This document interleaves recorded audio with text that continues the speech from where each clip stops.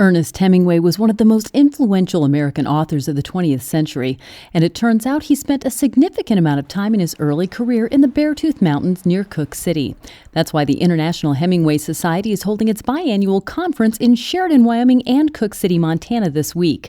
Chris Warren, manager of the Range Rider Lodge in Silvergate, submitted the proposal that landed the conference in this part of the country.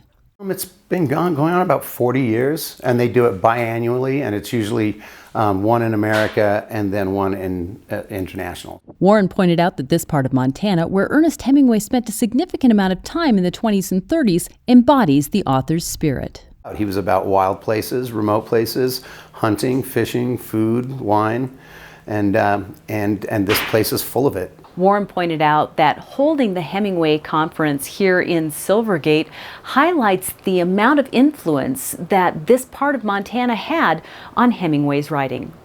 To Have and Have Not was sent off from the Cooke City General Store.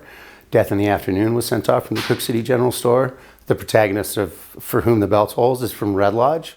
The conference, which was originally scheduled to be held in 2020, was put on hold by the pandemic. And with the recent flooding in Yellowstone National Park that closed off the Northeast Gate just down the road from here, Warren said an influx of visitors couldn't have come at a better time. Even under these dire circumstances, we've been able to come together as a community and still pull off this conference that's usually in places like New York and Paris and Madrid and Key West.